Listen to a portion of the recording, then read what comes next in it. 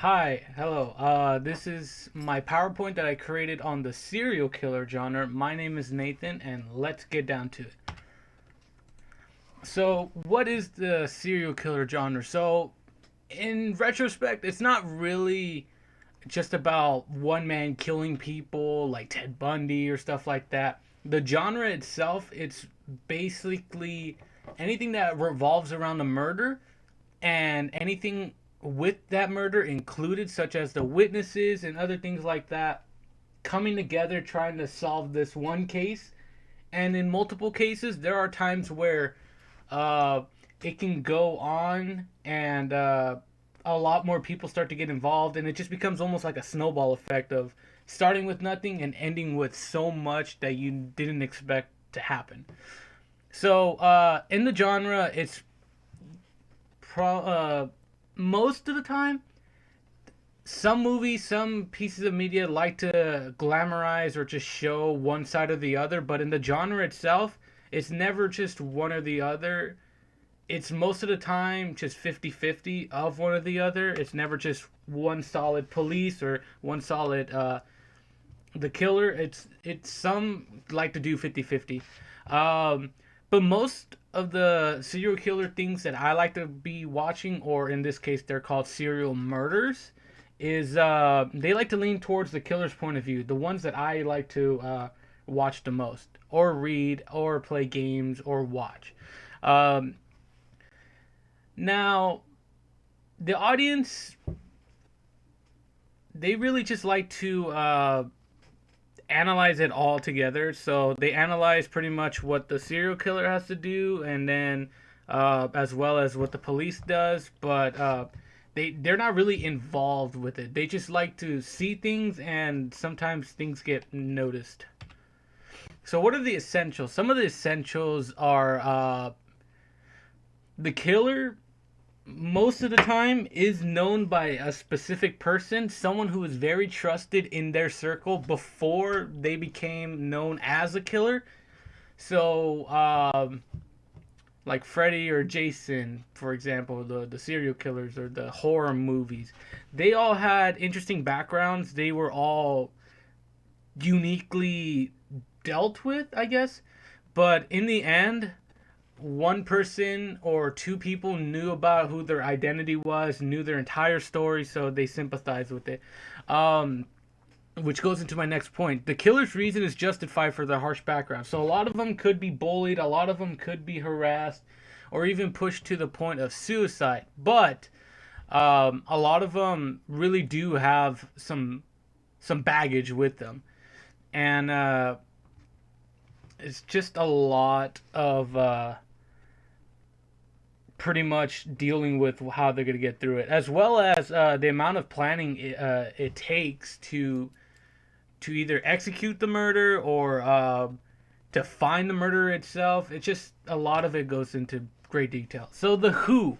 So when I was talking about serial murderers, I tend to read almost like teen genre kind of because it still appeals to me. I have not fully diverse myself into adult literature, but some of the stories that I've read and medias that I've done, so like I am not a serial killer. It it it it's pretty much what the title is saying. It's saying that he's not a serial killer. That's great. The story revolves around someone else who's doing acts such as the murders and taking their body parts. It's a really weird story. A lot of murder happens in this, but a lot of it as well is based off of just a single person trying to figure this out because apparently the police are not doing their job in this story. Another piece of mystery, it's not really that long of a story, but I recently read it. It was called Hit and Run, where it's not really a murder, but the things that they do in there, such as interrogations, the police talking to many people, and tense moments where lying can help or lying can hurt you even more. Um, it was really interesting to me. I wanted to add it just because those things are seen in a lot of serial killer genres. This isn't a serial killer, even though one person died.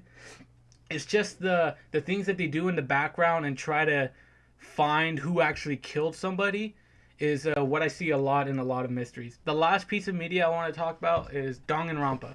Now, not many people have heard about this game, but this game is it's like a murder mystery, but with teenagers who are stuck in a weird asylum, and their only way to escape is to successfully kill somebody without getting caught. Now, this game series is amazing for murder mysteries just because the kills are elaborate. They tell you exactly what was going through their mind, and trying to figure out who the person is very intriguing. The way this game does it is very fascinating. If you have never heard of Danganronpa, I highly suggest you watch either a gameplay trailer of it and get an idea, or play it for yourself. The next piece of media, same thing as Hit and Run, American Vandal. This is not a serial killer case, but the way they treat it, as well as investigate everything, it really ties into the idea of what a mystery could be. But then again, it really doesn't involve serial murder. It's just a case that happened. But I included this again because, one, it might not have been murder, but the way they interact with everybody, as well as teachers, principals, students, anybody that was involved in the quote unquote shooting of pretty much the show. They all did a great job on how they would actually react to if something actually like this would happen, as well as what are they going to do when they find out, as also the secrets being hidden from everybody. The when and where. So serial killers slash serial murder didn't really pick up till the 1960s, being called serial murder, surprisingly. The show FBI made serial murders popular back into the 70s. So it started getting more traction because of that show. But the start of serial killers slash murders can be traced back all the way to about the 1800s, specifically 1888, when Jack the Ripper himself was written, and a lot of people just were fascinated by him when in London, or in that area itself. Yeah, so as I was saying earlier, early London back in the 1800s or late 1800s, uh, it was big because of Jack the Ripper. The story just grew traction, as well as the story being published outside of London and being pushed into America. And with that in mind, a lot of people speculated that since his stories were popular over here in the West Coast or in the West, a lot of people felt like he just moved. Jack the Ripper himself just moved to America. Many speculated, which was kind of hilarious to read about. But in total, I really don't see the serial murder genre really declining anytime soon. If anything, it's on the rise with its recent movie being around the serial murder, I guess, or not even a serial murder. It's just a murder mystery. It's called Knives Out. I highly recommend to check it out. The how and why. So it varies depending on the media you consume. Many cases can just tell you straight up. Danganronpa itself can state who died and explains it all after a certain amount of time. Or it could just be blatantly obvious and you see the first key hint and you're just like, oh, I know who did it.